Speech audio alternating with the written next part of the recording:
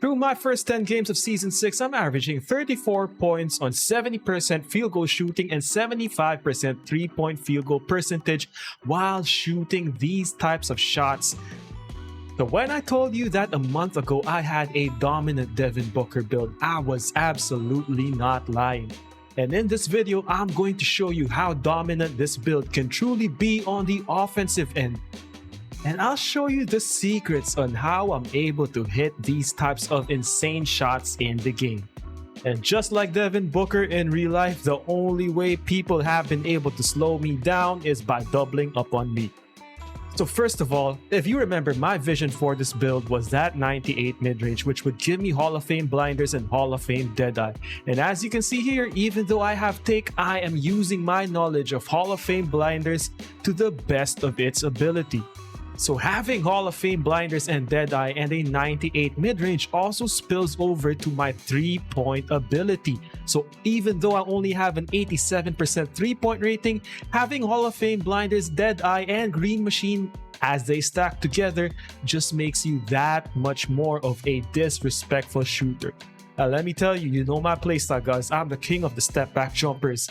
And with Hall of Fame Space Creator, Hall of Fame blinders, and Hall of Fame Deadeye, you are going to be an unstoppable offensive force from the 3-point line and from the mid-range. The key to this is knowing how to activate Hall of Fame blinders. As you can see here, after my Harden combo into the snatch back dribble, I have my defender pinned to my left side while I'm shooting from my right hand. And my rule is every time you have someone contesting from your weak hand, you should let it fly. As long as you're in position, your defender is pinned to your weak side, Hall of Fame blinders will give you the confidence to rise up through whatever type of minimal contest there is in the game. So I'm not advocating for taking some ridiculous shots, I'm just telling you to know how blinders is activated. The combination of Hall of Fame blinders, Deadeye, and Space Creator has me rising up with all types of nonsense in this game. As soon as I see you trapped to my hip, and as long as I can rise up with no one directly in front of my shooting hand, I'm rising up with 100% confidence, and all I have to do is focus on timing my shot. So even though what you're seeing are light contests or open shots, in actuality, it's Hall of Fame blinders and Deadeye doing a lot of that work to negate a lot of that defense. And as you can see right here, that freedom is allowing me to take all kinds of wild shots. So while I showed you why I'm elite from the 3-point line and the mid-range, it now gives me the freedom to attack the basket and punish all sorts of coverages. Because this build has a 91 layup rating with Gold Slithery and Hall of Fame Giant Slayer, I can attack the basket with confidence. And if you remember my Devin Booker build video, which I will link in the description below, the other thing I wanted to prioritize with this build is to be decent defensively. And even though I only get Silver Clamps, Silver Fast Feet, and Silver Challenger, it's more than enough to lock up a lot of these tricky point guards who like to speed boost, L2 cancel, and do all those sorts of moves. As long as you know how to sit down on proper angles, lead them towards help defense. As you can see right here, I'm able to defend a lot of these creative shot creators and stop them in their tracks. Oh, and by the way, I already put out several defense videos that will be helpful for you whether you're playing My Team, Play Now, or guarding on ball in these My Player online modes. Those videos will teach you the principles on how to stay disciplined on defense, anticipate how your defenders will attack you, and always being in position. With that, let's take you to some actual game footage in the rec. As I've said earlier, through 10 games in the rec, I'm averaging 34 points. My first season playing the rec, I averaged somewhere around 15 to 18 points. In my second season, around 20 to 22 points. And with this build, I increased my points per game to 34 points. And if you're an old head like me who likes to keep things simple, keep things efficient, this is the build for you. And take a look exactly why. See that Hall of Fame blinders, Hall of Fame catch and shoot, corner specialist on gold, Deadeye on Hall of Fame, Green Machine on a Hall of Fame. Those badge stacks actually make the rec or any online mode is like playing on Rookie. Sometimes people invest in attributes like mid-range, and let's say they take it to a 95, 96, or in my case, a 98, and all they do is take open shots. Well, I'm here to tell you, if you're investing in that insane level of an attribute, why not make the most out of it and take some ridiculous shots and stretch the limits of where you can take your particular build? And that's been my philosophy this season. I made this build with Hall of Fame Blinders, Hall of Fame Deadeye, and Hall of Fame Space Creator at the center of it. All I need is a signature size up into a push cross and into a fadeaway, and it's easy money.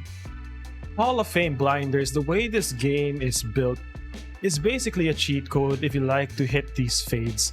I'm telling you, this build is a Devin Booker build that loves to take a lot of those mid-range fades. You can call it a Kobe build. This build can even post up. I just didn't show it yet because, in the rec, there isn't much spacing to do that. But what you're seeing from me here is just basically abusing the power of 98 mid-range and Hall of Fame Blinders. So in Season 5, for example, you saw me rocking out with a Paul George build that was a two-way demon. This Devin Booker build holds its own more than enough on the defensive end, as you can see right here. But offensively, it's just a different type of beast.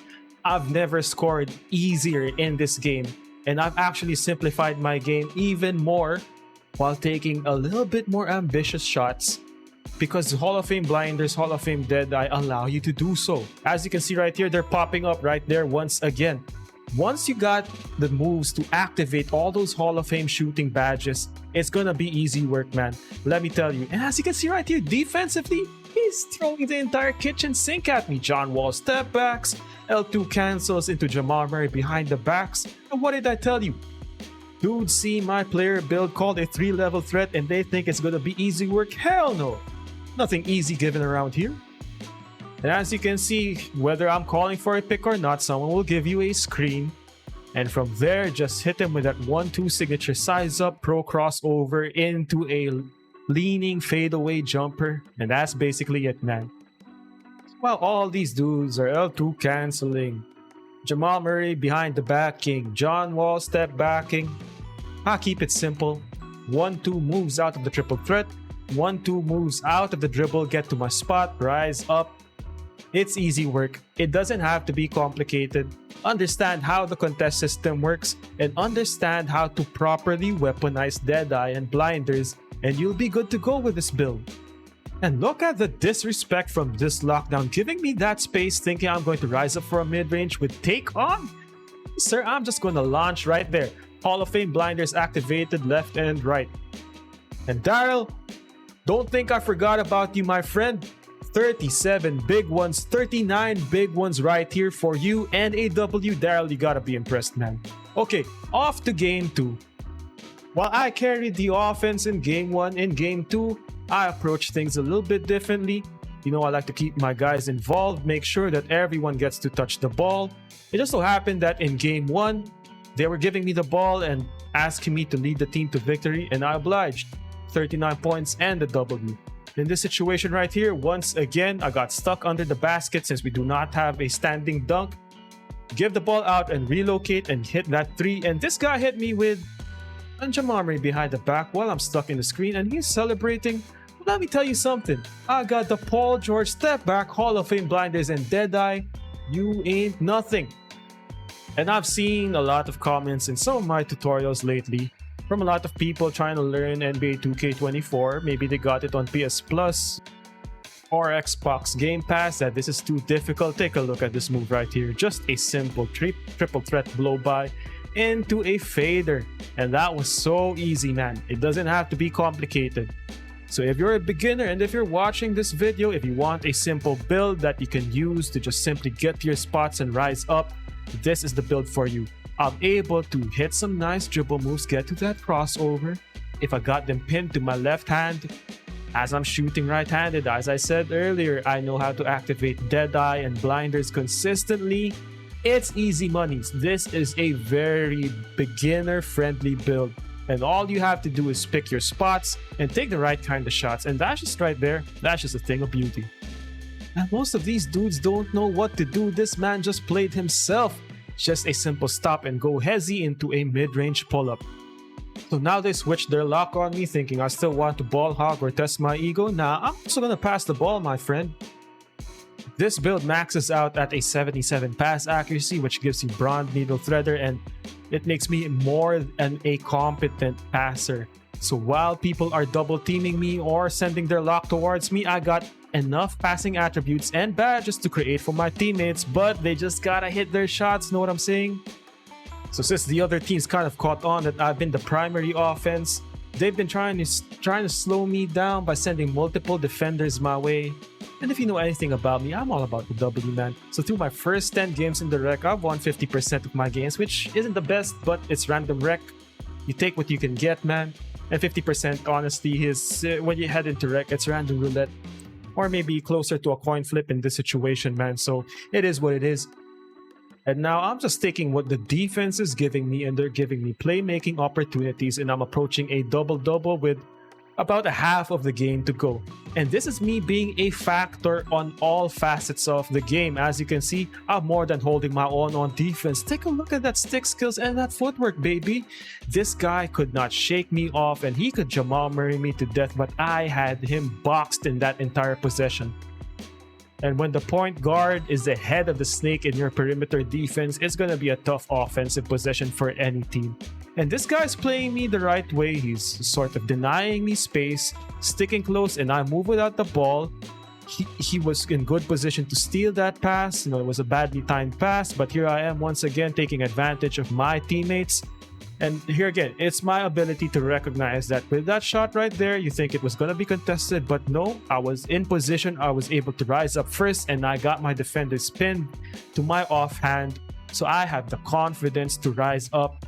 And when they start guarding you for that mid-range, it just makes going to the basket that much more easy. And here we're down 6 points with a quarter left to go. The lock is being aggressive, trying to get turnovers my way.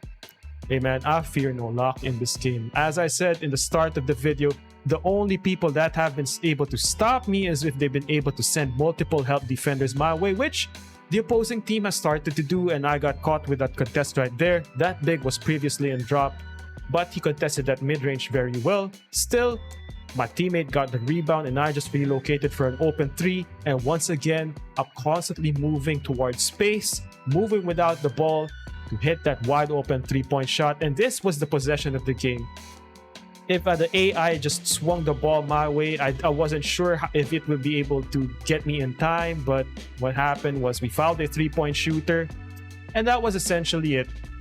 So what you've seen from these two games is that you just don't need to complicate playing in the rec, man. I'm just taking simple 1 dribble pull-ups, 2 dribble pull-ups, and with my ability to navigate those contested shots with Hall of Fame blinders, Hall of Fame Deadeye, Hall of Fame Green Machine, Hall of Fame Catch and Shoot, Gold Corner Specialist, Hall of Fame Space Creator, I'm able to unleash any type of perimeter game that I can. And when they start guarding you up in the perimeter, playing you tight, that's when I start attacking them to the basket.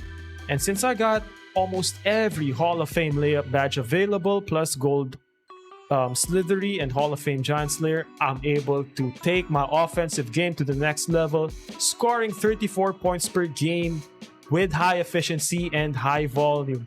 This build is absolute dominance out there on the rec. They're having to send multiple defenders my way, and I'm able to cope with some of the most difficult shots I've ever taken in this game. So I hope you enjoyed this video. I made the build video for my Devin Booker build at the start of Season 5. I enjoyed my Paul George build so much that I rocked with that for the entire Season 5, but now that I've grinded out this Devin Booker build for Season 6, it's scary hours out there, my friend. And I'll see you online if you're in the Asia servers. Hope you enjoyed the video. I'll see you in the next one. Peace.